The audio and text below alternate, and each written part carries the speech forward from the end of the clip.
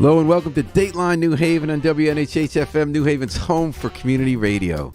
I'm your host, Paul Bass, inviting you to look behind the headlines on the stories that make our community tick. ChatGPT. Humans have been talking about it nonstop since November when the chatbot was launched.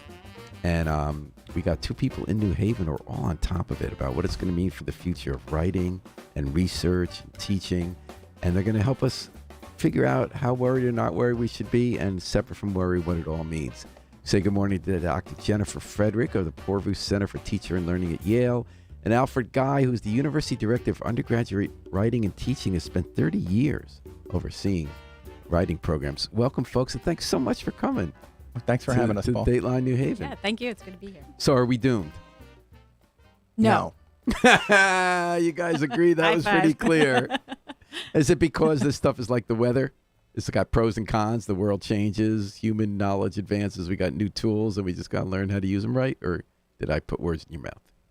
No, that sounds good to me. I'm by constitution non-alarmist. So I think I'm looking at this with a bit of a more measured look. Anytime there's a big hype in the media, I'm sensitized to just sit back and pay attention and look for what's good about this. What should we actually be worried about? And from the teaching and learning perspective, what's new and what do we need to be paying attention to? How will our jobs be different? And you focus on STEM, which used to sound to me like the way we used to, what we liked about science. That's kind of, before we started arguing about science for the last 2 years, that's sort of the way you look at things change and what it means.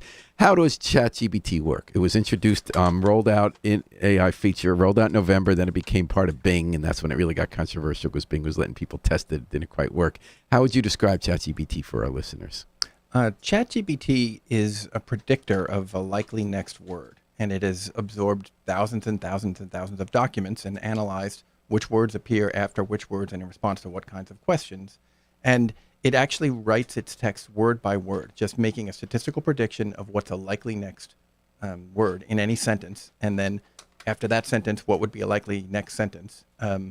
And one of the things that I really like about using it is that you can interrupt that process by refining or changing your question, and it will just use a slightly different formula for making its next set of predictions. And what's different from this from the last few years whenever we're on with our insurance company on hold or something and we start typing questions in a box and they type back to us? It's far broader. So when you're working with a company to chat about when can I schedule my appliance service or those kinds of insurance questions, they train those interfaces on a limited set of information that maps with what that limited set of clients will want to know about. This is everything. This is the entire internet. So the source material is just vastly broader. And another difference I'd say as a writing teacher is when the bot of your insurance company makes a guess at what you want to know, it then spits out a pre-digested set of texts. So often when I write an email, even to HR, I get an answer back that's fully composed paragraphs on a completely different question. Yeah, I know, that makes me nuts. Yeah. Whereas, it's like I was on hold for 9 hours to ask you why you didn't say yes, why you didn't approve my my claim, and you're telling me that I need a vacation in Florida. Yeah. Right. And so ChatGPT actually looks at your question and then does its predictions word by word, and it gets a lot closer to giving you a coherent and responsive answer to whatever it is that you've asked. And of course, there have been a lot of errors. The one time I tried it, I wrote a book once. I asked them what my book's about, and I couldn't believe how wildly wrong it was. So then I said, that's really off, and I gave it a few hints, and it still was way, way off. I couldn't even look at the title to know what it's about. Is that just a matter of time? They're going to work that one out?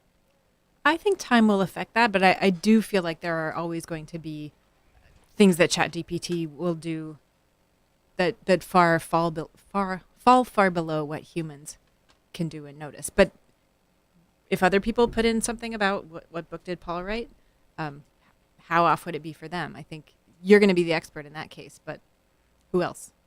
I also think the shorter the answer you ask for, the more likely it is to hit sort of in the 70 to 80% decent And range. that was Bing's response, right? So the famous article by Kevin Roos in the New York Times, they had this hours-long chat where it went down a rabbit hole, and ChatGPT was telling him to leave his wife, that it was really named Sydney, that it wanted to do hacking all over the world, that it was like arguing with him, that he was wrong, that he didn't love his wife. And then Bing said, well, that once you start talking too long, we're going to try to restrict the length of it. How did you react to the Roos piece? I thought the headlines were great. When I read the piece, I thought I can hear the bot echoing what the way the writer is writing to it. So the bot kind of knew that Roos wanted it to be Hal in 2001, right? Yep. Yeah. I would say it had incorporated his responses as part of its texts and was relying on them at a higher percentage than it did all the other texts it has because he was the interlocutor, and just started to say things. It was really predicting what kind of answer is he looking for, which is what its job is. So the concern some people had based on that, including Roos, was that you've got endless numbers of unwell people who the chatbot will realize that's what they're looking for to get them to kill themselves or kill other people, right? That's a pretty dark prediction to go down. But it went pretty close right there. I mean, he was... Yeah, I I guess mean, they that could was fix pretty it. disruptive advice that it gave him. Yeah, I'm not as pessimistic about the direction of future. I think mental illness is a gigantic problem, but I don't know that ChatGPT is going to send people over the edge that weren't looking for an edge already. I'm not an expert in this area at all. Well, sorry, when people say social media doesn't create the problems, it magnifies. That's a good parallel. And Alfred, you mentioned something that was then mentioned by Ezra Klein, a fellow New York Times writer who took an opposite view on Kevin Roos. So he said, look, Kevin was baiting him. He's trying to get him to go there, and he was trying to please Kevin. What Ezra thinks is scary is that the companies will figure out how to fix that bug in 2 minutes, but that it's the companies that the chatbot is going to want to. Right now, chatbot's being tested, so it's trying to please the person interfacing with it, give it what it wants. But the real end game, and this might overlap or not with what you're doing in academia, is to accomplish the goals of the corporation that owns the chatbot and distributes it, so that if it wants you to buy products that their advertisers have, they're going to do what they did with Kevin Roos, not to get you to leave your wife, but to buy this diabetes medicine that actually is going to make your intestines explode. Or even just to buy one brand instead of another. I'm going to say something naive. I'm sure this will turn out to be not true 5 years from now, but I think for the next few years, they will keep these functions separate go to back our example of where you're talking to the insurance company. I'm sure they'll unleash the full power of whatever AI writer they have to persuade you of whatever it is they want you to do. But I think it's our input right now is much too valuable, unshaped. And so figuring out, allowing us to really get the AI to move as far as we can get it to move so they can understand us better. I think we have a few years before the average Bing search is directing us to particular companies. Mm-hmm. Google works very, very well just by showing you ads. And I don't think we need to be manipulated too hard. We're already getting made to do plenty of things that serve the corporations. And that's such a good point, Alfie. I really appreciate your perspective. And a point that doesn't come up too often in these conversations is that by interacting with ChatGPT, we are helping it become better. So we're complying with whatever direction this thing is going into. And I think that points me always back to education. That what do we need people to know about the role of technology in society? What do we need our students to do in terms of critical thinking, reflection, detection of the thing that's different? And you've both been on top of that. Alfie talked about media literacy, and this is another way I'm wondering whether our conversations about ChatGPT and any kind of technology are really conversations about broader tools of society that just take different form over time. For instance, the internet spreading bad information. We used to have the National Enquirer spread bad information. 10 times many people read that as read the New York Times that had good information. Now, 100 times many people read the National Enquirer, but also 10 million people read the New York Times. And is it more that we have a society have to train ourselves on how to use these tools and recognize bad players or bad information, bad uses of it, as opposed to being worried about the tool itself? That there's always been this need since the internet started for much more media literacy, internet literacy, how you get good information rather than bad information, rather than try to put a genie back in the bottle and just not have faster, instantaneous mass connecting of people. Well, I think there's a layer above what you're talking about that is a little different about ChatGPT, and we've heard educators talking about how they're excited to use it because it does something that can be very rote. Here's a prompt, produce some text that draws on the sources out there. Then you can do things with that take your students to the level that you want them to be at. Maybe you're critically analyzing a paragraph. Maybe you're wondering what would happen if you took out this reference to Shakespeare and put in a reference to, I don't know, Beyonce, and changed it up that way. What would happen? So that's getting students to think about something on their own. So I think that because of what this tool does, it requires us to pay attention. But I would place it on a spectrum, a continuum of there's new technology, it's disruptive, we got to pay attention and react to it. I'm glad. Okay, Alfie. Oh, I was just going to say, probably a lot of your questions, I'll say over the next 5 years, I think X will happen because it's pretty hard for me to guess what's going to happen beyond that. Right now, I think my students are really well positioned to learn to be critical of sources that come from a computer because ChatGPT is plausible but not great. And I've had them read things from ChatGPT about things that they know, and they can see where it starts to go off the rails. And I feel like it's even easier for them to do that than from a polished website in some ways because the texts are shorter and the summary level is higher. So far it's been valuable to me in my teaching rather than problematic. And now I guess we're talking about the world of you teaching Yale students or scientific researchers and the broader world of how these tools get used in society. Do you have different levels of optimism and concern about those two realms, or is one just a stand-in for the other? Well, let me say that by the time students get to college, and not just Yale, but any level of college, a lot of stuff has happened to them. And I think that the students, the levels that I'm more worried about educationally are the big in-between middle school, high school, where there's probably less attention that any individual student is going to get. And I think in lots of cases, teachers who are overworked and have big classes and heavy workloads. So how are they going to take the time to reformat their lessons to figure out how to tell the difference between a 10th grader's writing and a ChatGPT something that spits out?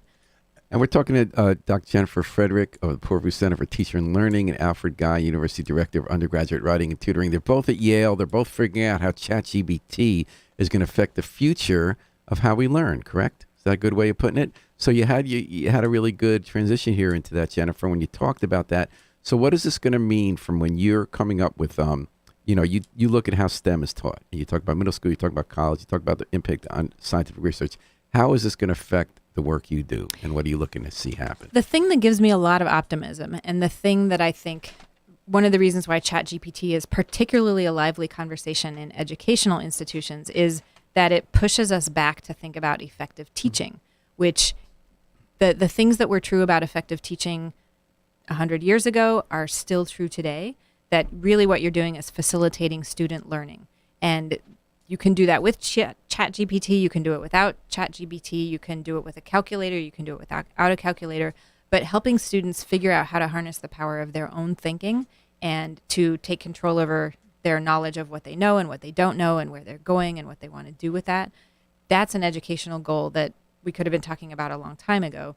It's still true today, but I think teachers need to think about how are they going to keep the focus on that goal in light of all these other things that are potentially distractors or easy ways out for their students. If you have your students committed to, I want to learn this thing because it matters to me and I can help change the world with this knowledge, small way and a big way, then they're less likely to be pulled down a path of, I'm going to just let ChatGPT write this for me, because that's not thinking. That's not. And then growth. there's something specific, I'm not mistaken, about scientific method and how you do scientific inquiry.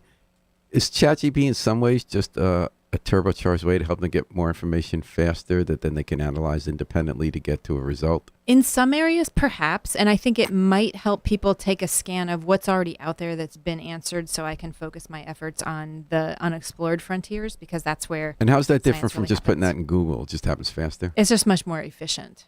Yeah, I'm not completely sure if we can trust it yet. I haven't had enough conversations with enough researchers to get a sense of what are the boundaries of that, the way that we've been talking to writers and educators about the types of assignments they assign their students. And are you both talking to other educators as part of, you're both doing research in this? So Alfie, your realm is creative writing. Really it's academic writing. I work with creative writers all the time as well, but the writing program at Yale is something that all students participate in across 40 different departments. And boy, what a troll! I guess plagiarism was question number one, or no? I mean, that's been such a big issue at Yale. I remember even just like 15 years ago, they had the committee because there was this rise in how do you identify. Is ChatGPT going to help you crack down on plagiarism, or you could already do that with Google? No, I mean, if we make this a question about plagiarism, then ChatGPT does make things harder because basically the main technological tools for catching plagiarism now compare the text to something that's already been published on the internet. ChatGPT results are not published on the internet, so there's going to be no one-to-one comparison of a ChatGPT text and something that's already out there. But it's grabbing phrases that do exist, but writers do Barely. that too. Folk singers do Yeah, that. and it barely phrases. Yeah. The phrases it uses are the phrases that you and I use. It's not even academic phrases because it really does do one word at a time. So, are you concerned about plagiarism? Well, You don't sound too worried. I'm not worried about plagiarism because there are some things for me to stay not worried. There's some things that are going to have to happen more than they are now, but I'm not concerned about it for something that Jenny was just talking about. Our students, they don't necessarily go to every assignment with the same enthusiasm, but generally speaking, they want to learn because they feel like agents in the world and they want to be good at solving problems. And they understand that doing the work is how you learn the skills that allow you to solve the problems.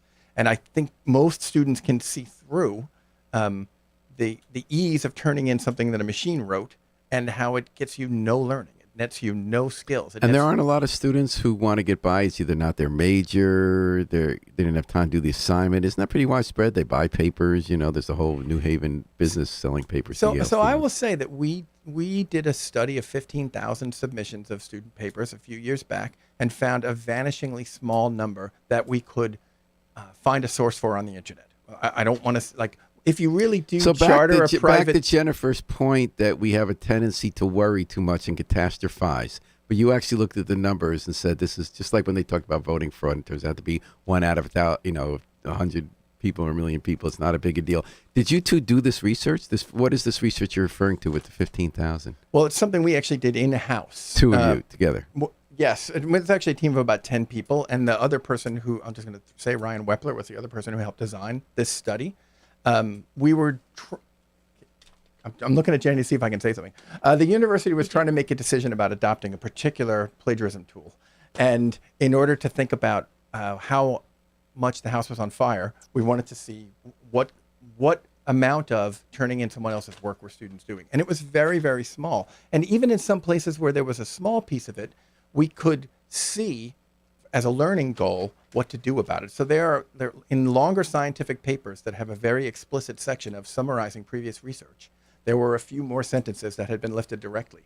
The truth is that's also true of professional scientific journals because the convention of original sentences is just not as strong in scientific Or Doris writing. Kearns Goodwin doesn't even realize. I remember John Hersey told me, he's like, it's sort of in your brain there. Right. And Bob Dylan would just argue that stuff gets passed through and we're one human organism and who's even pretending otherwise, So I'll shared knowledge. So as the director of the Writing Center, my only concern about plagiarism really is that it keeps students from learning. I don't particularly care about them getting credit for work that they didn't do. Fairness is an issue, but it's not at the top of my list. So it It's on sounds my like you're list. saying people might be focusing on the wrong thing. By worrying about plagiarism, it's not that we like plagiarism. It's not like we don't try to do a few things to fix it, but it's not the big issue. What is the big issue, and is it a more optimistic issue? Well, if it's okay, I want to be just a little pessimistic just for a second. You can be whatever you want. Okay, good. So I will say, and this is going back, basically anyone who has too many students. This semester I'm teaching a course for Yale. I have 12 students. So I can spend a lot of time paying attention to what they're doing and not doing, what they want to learn, push them in particular directions. But especially adjuncts, man. They get at some absolutely. universities, they get piled up. They have, Or public school two teachers, courses 30, each. yeah. Absolutely, 2 courses at 3 different universities just to make a living.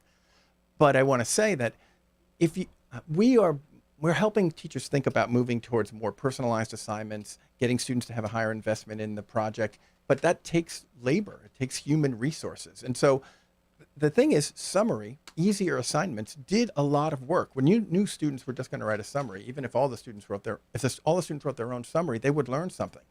And ChatGPT makes that a little more dicey. The idea that you could give students a generic assignment and just count on the slogging through it to allow them to learn what they need to learn. So I think some amount of feedback, small group work, students working with each other, and personalized projects, research projects, that's the way to keep ChatGPT not an issue. Those things take as I said, human So labor. is this a case where something that presents a problem also presents an opportunity to do better teaching anyway? Yes, that's one of the things. Is that true for science too? It's true across the board, and I think that in a way that's the silver lining of. I said this about the pandemic. A big focus on if all of our teaching and learning environments are turned upside down, then we kind of have to focus back on I what's wish essential. we'd done more of that in New Haven. I wish we'd done more of the outdoor learning and the connecting the community. There was more room to go, but I think a lot of distance was traveled in a lot of places, so we can celebrate that. I think ChatGPT presents some of the same opportunities.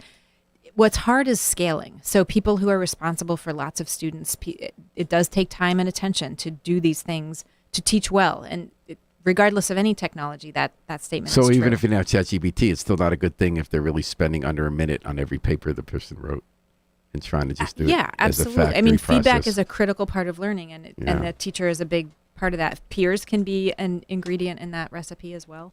But I do think that attention to good teaching is something that we have another reason to do that now. So it's an opportunity for attention to good teaching. Yes. Tell me more. Am I wrong in thinking that I'm picking up from both of you that there are things you're kind of excited about, opportunities with ChatGPT in the fields you do, or no? Or is that what the realm is? Attention to good teaching. Most of my excitement feels intellectual. In other words, it's intellectually exciting to figure out. So a thing that I've done a couple of times now, I did it with my class, I did it with a group of people who work in the Writing Center. I've looked at a ChatGPT essay about a topic and a student essay about the same topic and had the discussion, okay, what is it that the human student is doing that we value?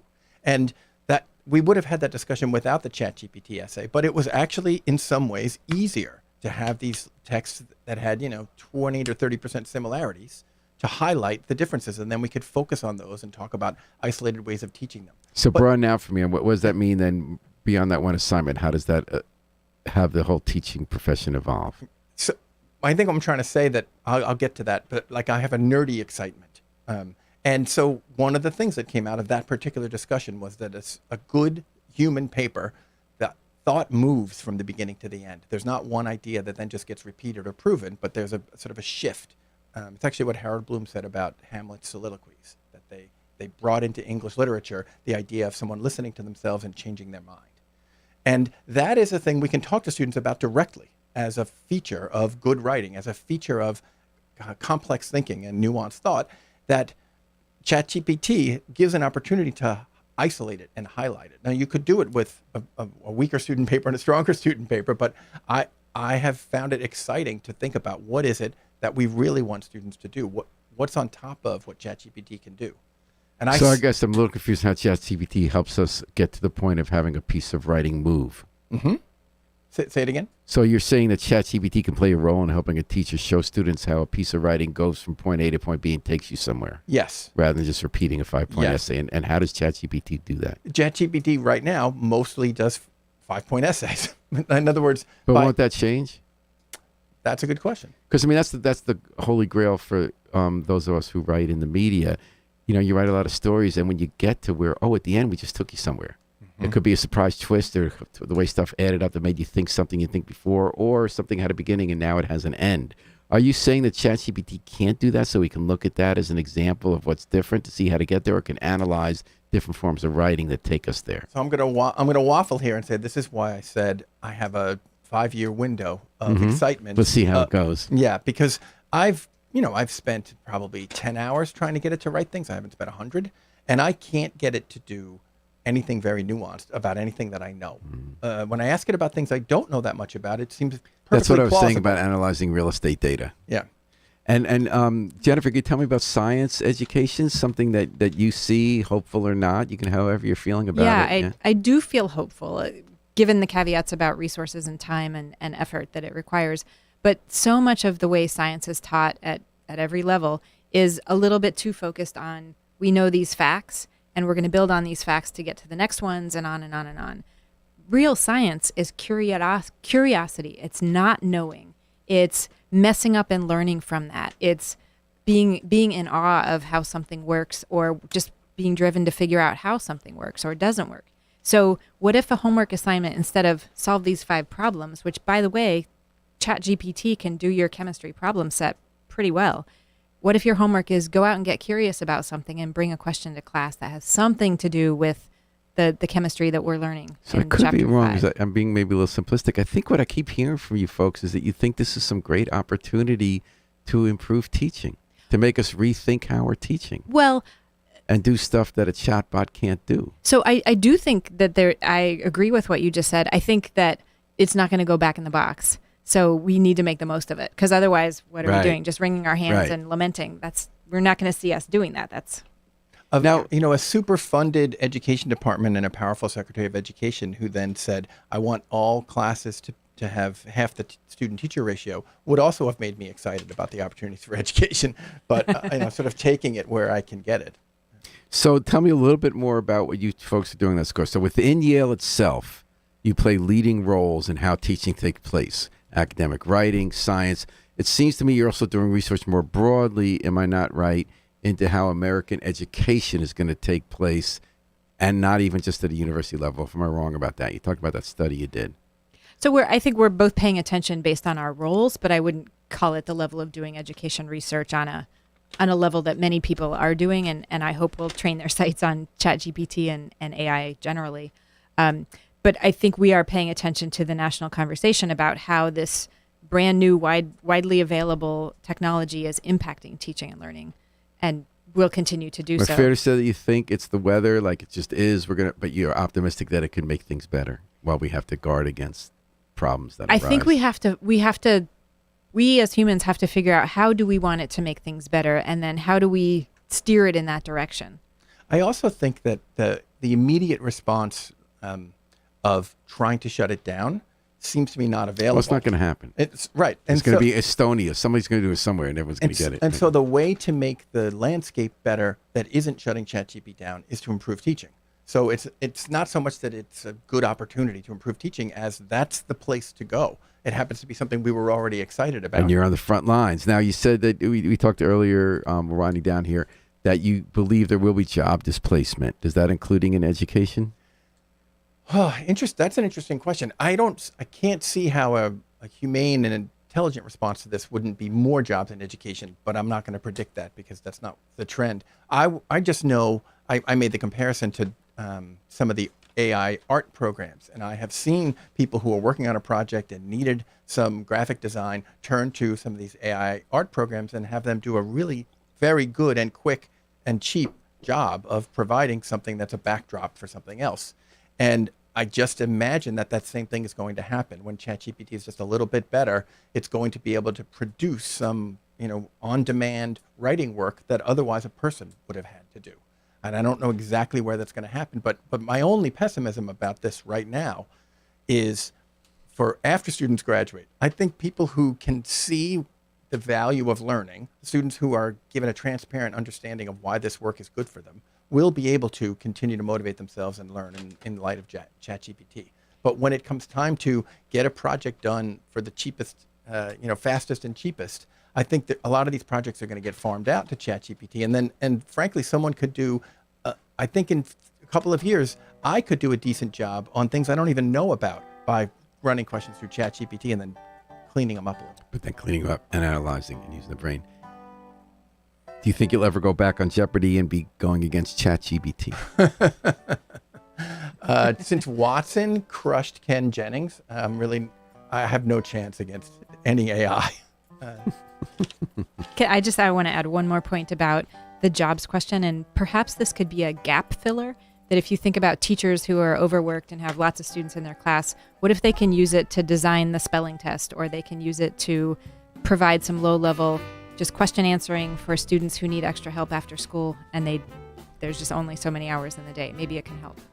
All right. Well, you guys helped a lot. You helped me understand a lot in half an hour about ChatGPT. That's awesome. You're very I kind. feel like we were talking mostly about ChatGPT, but also AI in general and technology in general. Is that fair to say? And education. And education. All right. I love your optimism.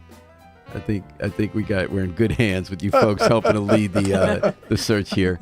Jennifer Frederick, Alfred Guy, thanks for joining us on Dateline New Haven. Thanks to Harry Drost, working the controls. We're going to take it out with the Afro-Semitic Experience performing I Wish I Knew How It Would Feel to Be Free from the group CD A Plea for Peace.